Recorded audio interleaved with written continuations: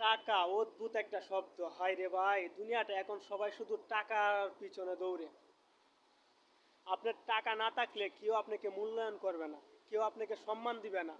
টাকা থাকলে আপনাকে সবাই সম্মান করে, সবাই মূল্যায়ন দেয়। বাস্তব অভিজ্ঞতা থেকে বলতেছি, বাপের হোটেলে যখন খাবেন, ঘোরাঘুরি করবেন, মোটর সাইকেল নিয়ে দৌড়াদৌড়ি করবেন, তখন টাকাটা চিনবেন না।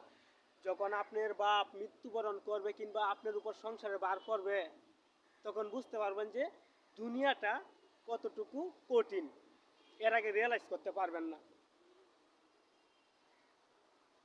আমরা অনেকেই বাংলাতে একটা কথা বলি যে দাঁত থাকতে দাঁতের মর্যাদা বুঝি না। এটা কিন্তু বাস্তব কথা।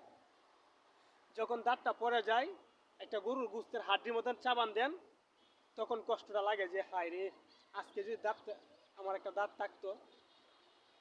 তো সেম এইরকমই ইয়ং বয়সটা টাকা উপার্জনের সময়। এই বয়সটার মধ্যে আপনাকে যা করার করতে হবে, কেরিয়ার করতে হবে। যখন আপনার বয়স 40-50 হয়ে যাবে, শরীরটা আস্তে আস্তে আস্তে দুর্বল হয়ে আসবে, মাথাটা চক্কর মারবে, একটু কাজ করতে গেলে হাঁপিয়ে যাবেন, তখন আপনি চিন্তা করলে চলবেন না। তখন আপনাকে কন্টিনিউ কাজ করতেই হবে। কারণ ওই সময়টায় যদি আপনি কাজ না করেন, তাহলে আপনার বাচ্চা কাচ্চা না খেয়ে মরবে। তো এর জন্য আপনাকে কি করতে হবে? আগে থেকেই, যখন শরীরে শক্তি থাকে, এনার্জি থাকে, তখনই আপনাকে যা করার করতে হবে।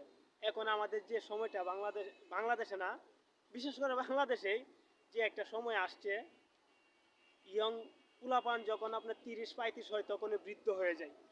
আস্তে আস্তে কাশাকাশি শুরু করে দিই, পাদাবাদি শুরু করে দিই। তো এটার কারণ কিন্তু আমরা অনেকে সহজে জানি। যুগ পাল্টে গেছে, কলির যুগ এসে গেছে, মানুষ দুর্বল হয়ে গেছে। তো এর জন্য কি করার? সচেতনভাবে চলতে হবে, শরীরের প্রতি যত্ন নিতে হবে। তো আরও অ্যাডভাইস দেওয়ার ছিল, মোবাইলটার মধ্যে চার্জ নেই, সিঙ্গেল মারলো আরেকদিন, এগুলো বিষয়ে কথা বলবো না। আল্লাহ হাফেজ।